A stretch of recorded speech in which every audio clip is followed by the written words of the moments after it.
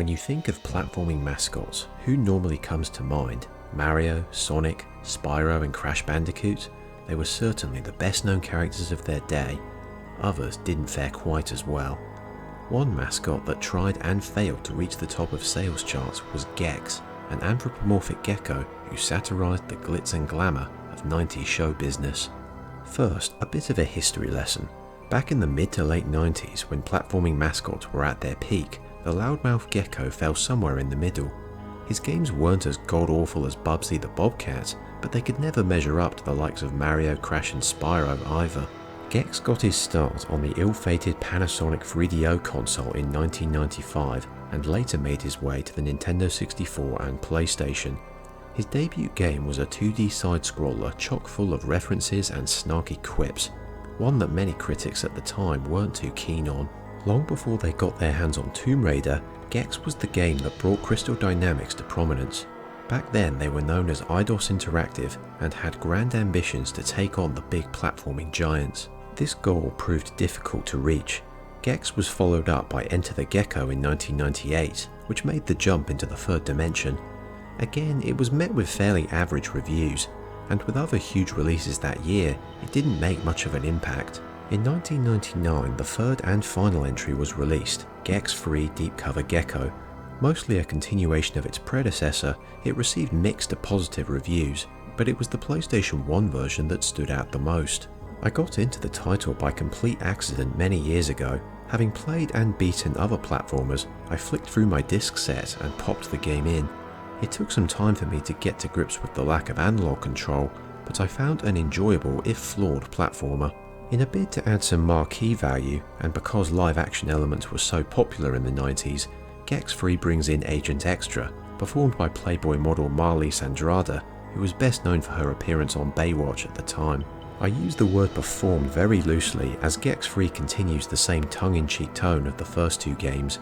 Extra pops up after every level to encourage Gex, and by extension the player, leaning into Austin Powers for some quirky inspiration. As for Gex himself, the mascot has always been a loudmouth with some repetitive one-liners during the action. Across the trilogy, he was voiced by the comedian Dana Gould in the US versions, the only role he ever took in the video game scene. Where's the handbrake on this thing?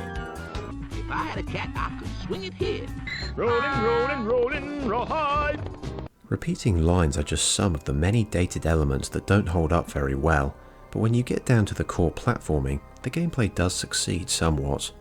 Following a quick training level with Gex's loyal butler Alfred, any fan of the genre can easily dive in.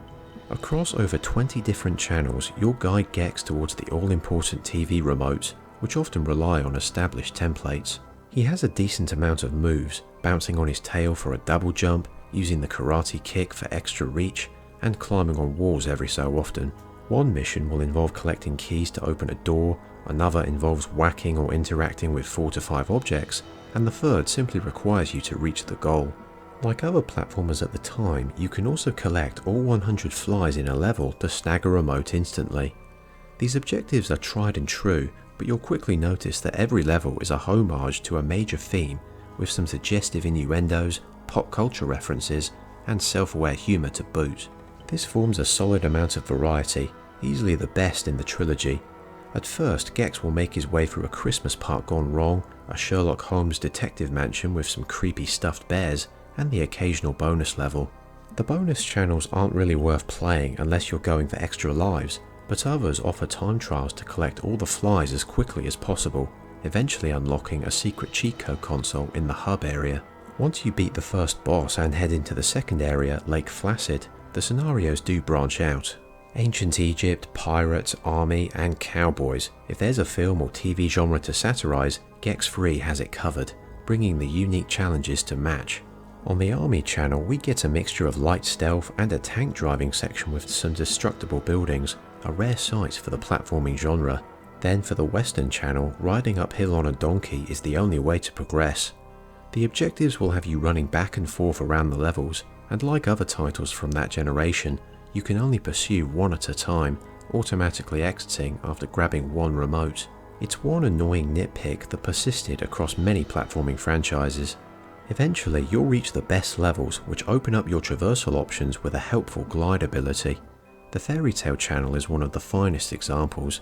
As you climb the beanstalk and leap between platforms, you can choose to either reach the top or complete one of the side objectives on the way.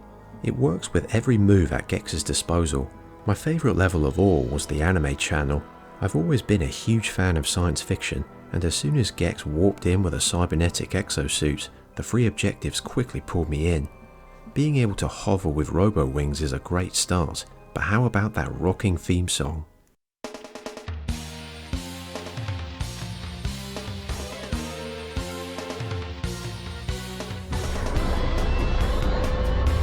Mega Gex is ready for action.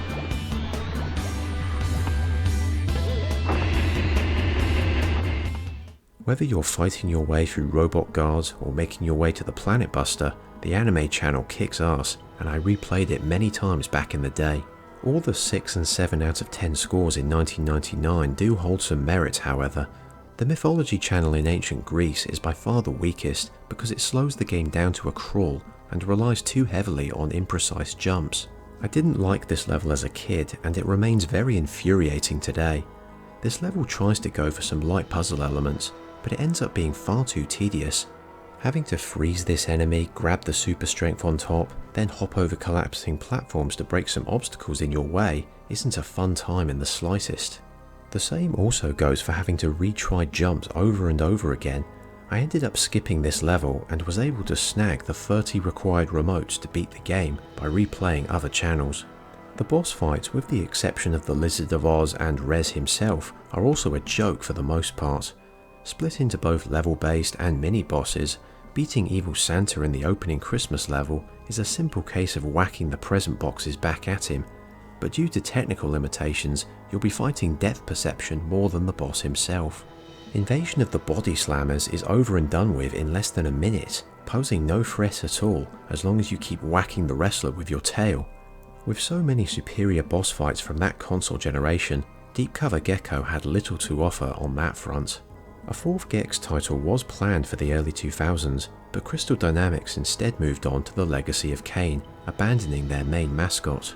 For over 2 decades, most believed the wisecracking Gecko was gone for good, but in 2023 an unexpected trilogy remaster was announced. With the success of the Insane and Reignited trilogies, can Gex slide back in alongside the other platforming greats? We'll have to wait and find out. Thanks for watching. Gex may be an underused platforming mascot, but his third and final game still has its moments. Here's a bit of trivia. Glenn Schofield, formerly of Visceral Games, and Bruce Straley, formerly of Naughty Dog, both worked on Deep Cover Gecko in 1999. If you liked this video and want to see more, you can find my blog and channel links in the description.